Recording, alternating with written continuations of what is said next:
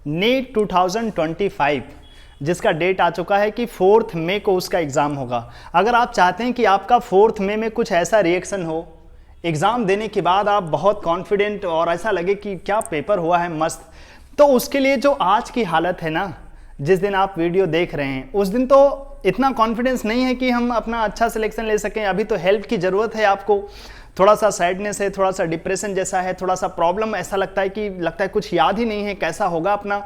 तो इस वीडियो में मैं आपके लिए यही लेकर आया हूं कि कैसे हम अपने आने वाले 80 से 85 डेज को हम अच्छे से यूटिलाइज करें, जिससे कि जब हम 4 मई को अपना पेपर दें तो बिल्कुल खुशी में झूम उठें, बल्ले बल्ले हो जाए उस दिन। उसके लिए हमें करना क्या पड़ेगा, जो अभी 80 से 85 डेज बचे हैं उसमें हमें जान लगाना पड़ेगा, मेहनत करना पड़ेगा, अच्छे से टॉपिक को पढ़ना पड़ेगा, कवर करना पड़ेगा, टाइम देना पड़ेगा स्कोरिंग टॉपिक्स को। तो उसी के लिए टाइम खराब नहीं करते हैं और शुरू करते हैं वो चीज़ें जो आपको करना है।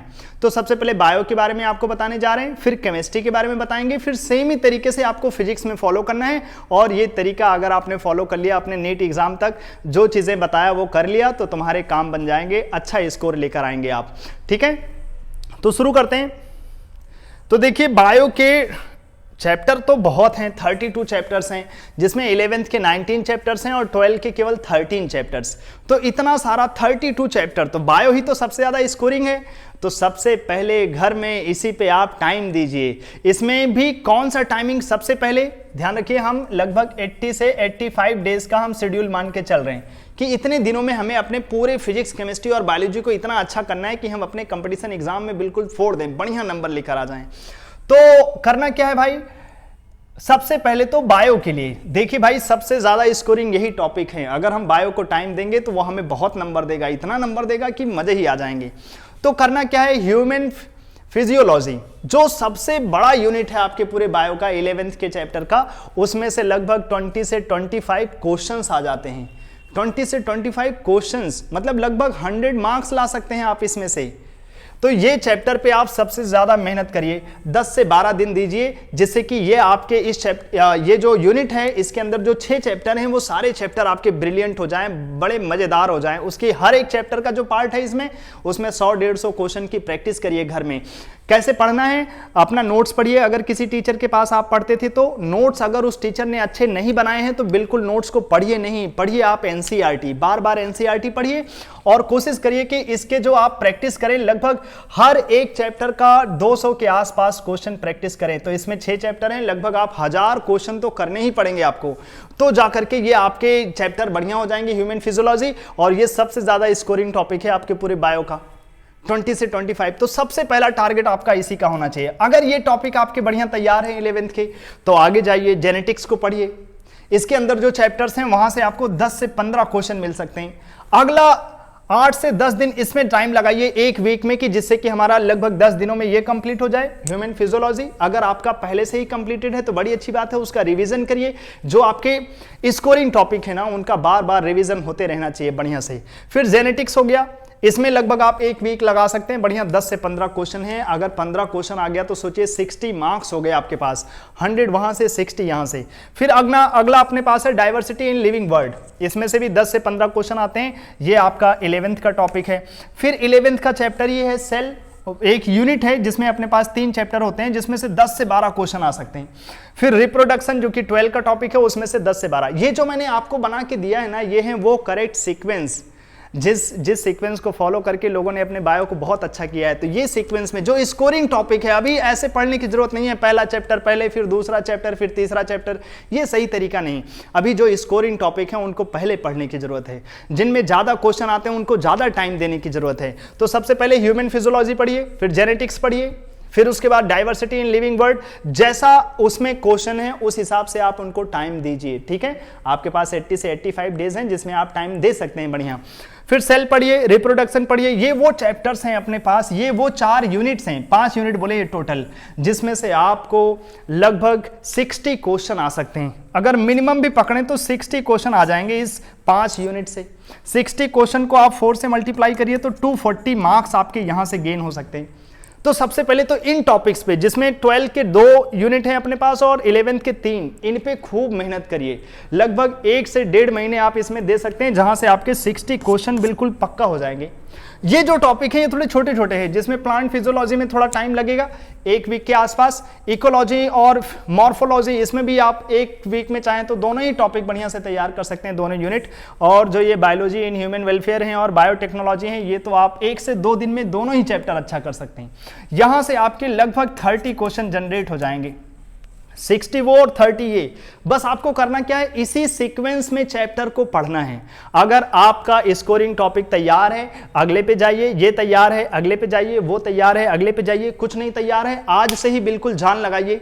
देखिए ये जो हो सकता है आज की कंडीशन थोड़ी ऐसी हो, जैसे मैंने इधर दिखाया था, हो सकता है आज आपको प्रॉब्लम लग रहा हो, लेकिन जो मैं बोल रहा हूं ना, अगर उसको आपने फॉलो कर लिया तो फिर आपके बल्ले बल्ले हो जाएंगे। इसी सीक्वेंस में आप टॉपिक पढ़िए और कोशिश करिए कि हम इसको खत्म कर पाएं अच्छे टाइमिंग में। खत्म कर लेंगे लगभग आप 70 डेज टारगेट करिए, जिससे कि हम अपना पूरा का पूरा चैप्टर जो है कंप्लीट कर सकते हैं 70 डेज में। ये इतने। और कहां से पढ़ना है? NCERT, NCERT, NCERT. एनसीईआरटी पढ़ेंगे तो फायदा क्या होगा? फायदा ये होगा कि सेम तरीके की लाइन आएगी, सेम लाइन। जब आप क्वेश्चन पढ़ेंगे ना तो बहुत जल्दी जल्दी दिमाग में क्लिक होगा, अरे ये तो सेम इंग्लिश लिखी है, सब कुछ वैसे ही जैसे आप एनसीईआरटी में पढ़ेंगे। तो बार बार एनसीईआरटी फॉलो करिए, ये करेक्ट सीक्वेंस है, पहले ये, फिर ये, फिर ये, फिर अपने पास cell, reproduction, plant physiology, ecology, morphology, biology in human welfare और बायोटेक्नोलॉजी। ठीक है, ये तो हो गया बायो के लिए। इसी सीक्वेंस को फॉलो करके आपको बायो अच्छा करना है। फिर आ गई केमिस्ट्री। केमिस्ट्री में भी तो आपको 45 क्वेश्चन मिलेंगे, ऑप्शन नहीं है, तो आप फिर से यहां पर भी ऐसे स्कोरिंग टॉपिक को पहले पढ़ेंगे। तो सबसे पहले क्या पढ़ेंगे हम? सबसे पहले पढ़ेंगे अपने ऑर्गेनिक वाले पार्ट को। क्यों भाई? क्योंकि ऑर्गेनिक से अच्छा स्कोरिंग साथी कोई है ही नहीं। तो ऑर्गेनिक पहले पढ़ेंगे। उसमें क्या? पहले जीओसी। अगर आप अच्छे से सीखना चाहते हैं तो पहले जीओसी पढ़िए। जीओसी में क्या? कार्बोकेटाइन, कार्बेनाइन, फ्री रेडिकल, इनकी स्टेबिलिटी के ऑर्डर, यही हमारे आगे चल करके मैकेनिज्म में हमारी हेल्प करते हैं। फिर एसिडिक स्ट्रेंथ, बेसिक स्ट्रेंथ और इलेक्ट्रॉनिक इफेक्ट।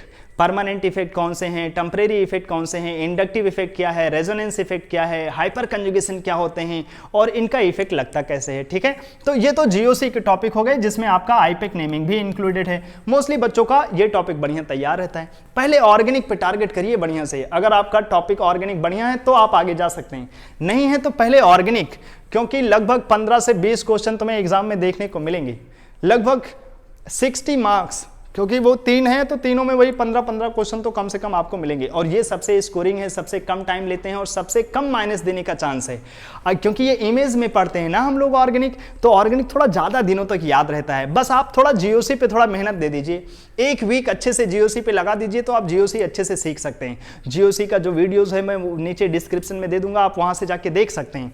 फिर आप चेक करिए हाइड्रोकार्बन। ठीक है, हाइड्रोकार्बन में आप लगभग अगर 2 से 3 दिन अच्छे से लगाएंगे तो आपका हाइड्रोकार्बन बढ़िया तैयार हो जाएगा। कहाँ से पढ़ना है? फिर से नोट्स पढ़िए। अगर आप यहाँ पढ़ते हैं तो इसका 1 शॉट वीडियोस भी देख सकते हैं, आपको अगर कुछ याद नहीं है तो।